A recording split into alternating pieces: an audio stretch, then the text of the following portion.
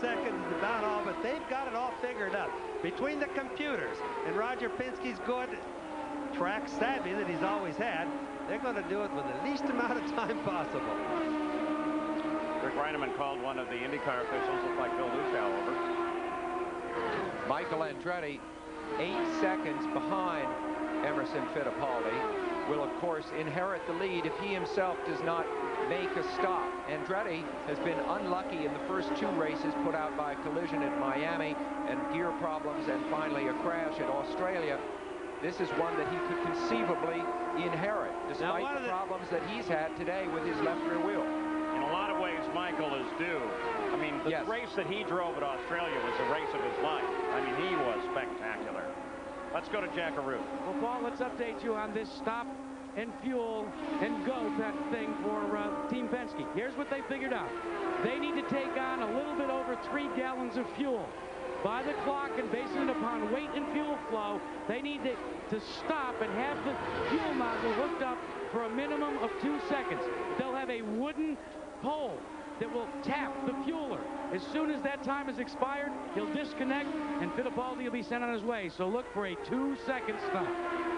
And also, let's keep in mind now, the other guys are very, very close on fuel. Everybody is that's been running fast. Now, some of them will just gamble for a win, as opposed to a second place behind Fittipaldi, who's obviously the class of the field. And one of the guys that may do it is Villeneuve. Barry Green is the type of guy that could be gambling just a little bit. But Bobby, another point, of course, is the way Jack expressed it, that Penske has blinked.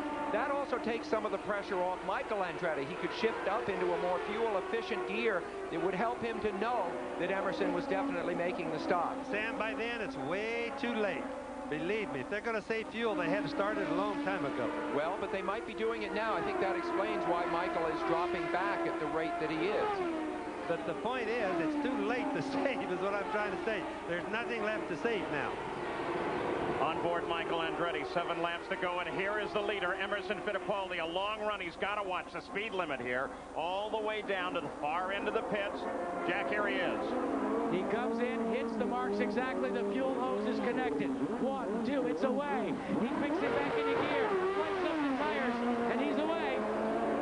Boy, John and Colin sitting there on the vent and on the fuel hose looking back.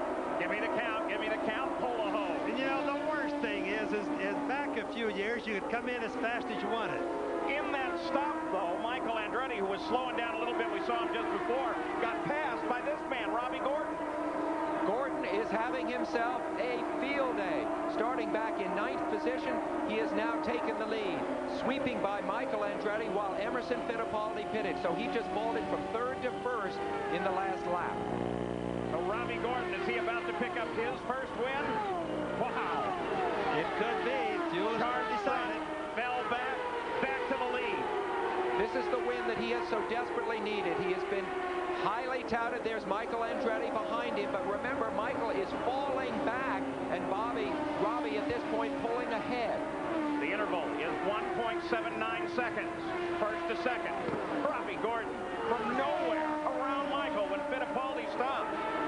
Gordon, who was picked up by A.J. Foyt a couple of years ago, there's the relationship. You see it there, back to 2nd place. He had the season with A.J. Foyt. Last year with Walker Racing, he learned a lot. Now this. Robbie Gordon and Michael Andretti both made their last fuel stop 82 laps ago, Jackaroo. Well, Paul, things aren't settled with Robbie Gordon either. They've checked their telemetry, continue to. They don't know if they've got enough to go the distance. They're going to have to check on the telemetry here, and it reads out in real time, and they only have 2 laps to go. Robbie Gordon worried about slower cars ahead of him. Now 83 laps since his last stop. The thing has got to be down to fumes for both he and Michael. Fittipaldi has fuel enough to make it to the finish, riding in 3rd place. Now, theoretically, it just won't go that far, but they're definitely running to the bottom of the tank. This is what we were talking about earlier. Will they make it? Can he go for this one more lap? Robbie Gordon tucks in behind Teo Bobby. Michael Andretti runs in 2nd place, trying to close. Robbie Gordon now heading for the final corners. Keeps his foot down. There may be no fuel when he gets there. Look at that! Robbie Gordon has done it! He climbed up. He fell back. He's back up. Robbie Gordon, driving for Derek Walker, becomes the 6th driver to earn his very first victory at Phoenix. He was fastest during winter testing. He was fastest during the warm-up this morning. He is now fastest of all when it counts, the last lap. A good gamble. Well, they indicated that Robbie Gordon had a car set up to race. He's won here, not at a record, but a blistering 133.9 miles an hour. We'll be back to talk with him right after these messages. Robbie Gordon grabs the lead in the closing seconds of this race to take his very first IndyCar win. There he is with Jack Arute. Well, Robbie Gordon, first of all, congratulations. But 1 year ago here, you ran out of fuel. You ran the dice so close to the best today. Were you thinking about that in the last couple of laps? Well, you know, I got to say, me and Derek really worked well together all day. We didn't have a radio, so I didn't know where everybody else was. And we were using hand signals on the front straightaway to adjust the car. You know, I got to give credit to the Valvoline crew. They're just awesome. I'm really excited to be with them. I'm glad they had the patience to stick with us for the second year. You know, we finally broke the ice. We're ecstatic. Robbie, you heard so many rumors, a lot of whispers about the fact that he's fast, he's quick, but he just doesn't have the maturity or the patience. And today you had to run that kind of patient race to win.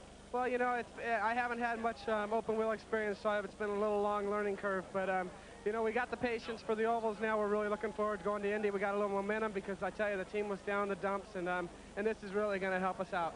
First victory for Walker Racing since they went into the two-car operation after so many times. How does it feel right now? Oh, I'm ecstatic. You know, I mean, I was crying on the back straightaway. It's my first victory in an IndyCar. It's something I always dreamed of, and you know, Phoenix was a tough year last year. I hurt my back really bad in winter testing. And then when we lost the race, we ran out of fuel. You know, we played a fuel gamble today, and it paid off.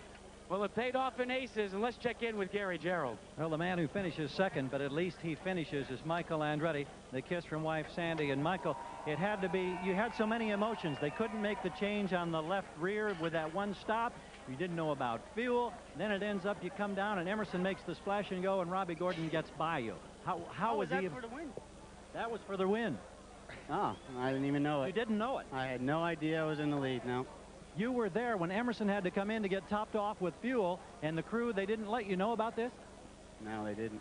It's disappointing because I got held up with Salazar and Guerrero, and they pushed me up into the slippery stuff, and that's how Gordon got by me. Otherwise, I had no idea I was even in the lead. Well, Robbie Gordon gets his first win, and Michael Andretti, I know, is stunned at this point. The problem with the tire, how much did it impact you, and did the handling change at all? Well, what impacted me more was not the tire. It was more we didn't catch the yellow correct. Emerson caught it, and I didn't, and I had to go around an extra lap, and that's what put me way back in line. So there was a little mistake made there, but, you know, what can you do? Well, on the plus side, he's able to finish and get some points. Well, he just constantly steps out of the cockpit and walks away. Jack? Well, Emerson Fittipaldi, you rolled the dice. You thought you weren't going to have to come in to take on fuel. Then a gas and go kind of took you right out of the chances for the win. Well, Jack, I'm very disappointed because the car was flying. I mean, I could pass anybody anytime, and the car was just beautiful. And unfortunately, we're just running a little bit short of fuel, and I have to come in. That's a shame, but we try again in Long Beach. Taking a look, though, at the problems that this team has had, the teething problems early in the season, do you feel that this showing by you and your team puts all that to rest now? Can you focus on the rest of the season? Well, we're the quickest today. I was dominating the race.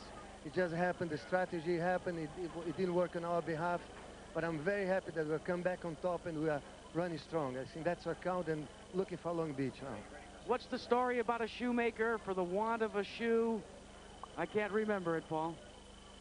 Well, Fittipaldi at 169.5 miles an hour, the fastest lap of the race by a full 2 miles an hour. They're going to be looking at that Penske car, and if there's more than 3 gallons of fuel in it when they drain it out, uh-oh. That's right, in just 1 week, the Indy cars will be at Long Beach for the Toyota Grand Prix of Long Beach. And it was last year that Long Beach launched Al Unser Jr. into his championship. It was his first win of the 8 that carried him to the championship. He desperately needs that win next week on a track that he's won 5 times on. So the race is done. Here's the unofficial results. Waiting for posting now, but it doesn't seem like anything will really be in contest, with Robbie Gordon becoming the 213th driver to win an IndyCar race, followed by Michael and then Emerson, Paul Tracy, Jacques Villeneuve, Raoul Boisel. Then Teo Good run. We didn't see him much today, but obviously he stayed in there steady, as did Al Unser Jr., then Pruitt, Christian Fittipaldi, Gil de Fer, and Adrian Fernandez. The rest of the order: Gugelmin, Cheever, Salazar, Roberto Guerrero stuck with it, Dean Hall, Eric Bachelard, Zampedri, Brian Herta, the pole sitter, too bad. Bobby Rahal, he was the points leader, isn't anymore. Then Matsushita, Vassar, Stefan Johansson. And rounding out the field, guys out early: Lyondike, Andre Ribeiro, and Danny Sullivan. Let's go to Gary Gerould. A long day, Paul, for Paul Tracy in the seat of that car. Contact with Pruitt, handling problems with every stop, it seemed like. And yet, for the first time in your career, here you are now leading the IndyCar World Series of Championship points. Well, it really feels good for the Kmart Budweiser team. We had a tough day. We started off strong, and we had a tough day. The car went bad, and we were never able to get a handle on it. And just basically the last 70 laps, we were out there just trying to stay alive and keep off the wall, and had a few close moments. And we brought it home fourth, and we're leading the championship, which is the first for me. So I'm happy for the crew. Indeed, he should be very happy as we go to Jack Arute. Well, Gary, the question everybody wants to know from Brian Herta: describe your feelings when you were radioed in that you were going to get the stop-and-go penalty. Well, I was disappointed, no question about it. But, you know, the car was so good that, you know, I felt like we could come back from that wasn't going to be a major setback, and I was still really confident. But shortly thereafter, it looks like I think we broke a right rear shock, and, you know, then the car was just terrible. We tried to ride it out for a while, but, you know, it was just dangerous, so we had to stop. I'm so disappointed because the car was great. The crew did a great job. I got to thank Target and Scotch for giving me the chance to drive the car. And yeah, I'm thrilled to have my first pole and to lead my first laps in IndyCar, and, you know, just hope we can do it again real soon. He will, I'm sure. What about you, Gary Gerould? You got some more news? Well, Scott Pruitt on the podium, of course, down in Australia. He thought he was going to be there again today. This car was working so well, but the combination of a black flag and then that contact with Paul Tracy kind of summed up your day. Yeah, it was tough. I mean, the car was beautiful. The Firestone tires were great all day long. We had good pit stops. We just two little things. Paul and I were going down in turn one. He was wanting to, you know, squeeze me down, protect his line. I was wanting to run out of room. And unfortunately, we had contact. We had to come in. But otherwise, I mean, the car was fabulous. We had enough to go all the way to the front. I tell you, we're going to see a lot and hear a lot from Scott Pruitt, Jim McGee, Pat Patrick and company. Paul? Well, Scott Pruitt, who currently sits fourth in the point standings. Day is done here at Phoenix, and Robbie Gordon becomes another first-time winner on this Magic Mile. We'll be right back. Back at Phoenix, the celebration's underway. Emerson Fittipaldi, though, loses out to the young gun, Robbie Gordon. And, of course, Michael, who did not know he was leading the race. How spectacular is that? Paul Tracy takes the points lead, followed by a three-way tie for second between Jacques Villeneuve, Scott Pruitt, and Bobby Rahal. Mauricio Gugelmin drops down to fifth place, and Michael Andretti runs in sixth place. Those are the points right now. Here was the pass for the lead. Now, remember, Fittipaldi was in the pits. And look at that. Whoa, just dials right around coming onto the front stretch. In the Manufacturers' Championship right now, Ford Cosworth looking solid with 60 points over Mercedes-Benz. But as we saw today, Mercedes-Benz very definitely on a charge. So we look ahead 1 week from today. We'll be with the Indy cars in Long Beach. Robbie Gordon was third there last year at Long Beach. Maybe the ice having been broken, he can win it this year. And Bobby, what does this say now about the Indy 500? Well, obviously, Phoenix is always a good race. We saw one of the most exciting ones today that I've ever seen in my life. And everything that happens in Phoenix basically works at Indianapolis. Sometimes even the same shock absorbers work there. So we're going to see a fast Indy this year. So what have we seen thus far this year? Today we get a new pole sitter. Michael's had 2 poles.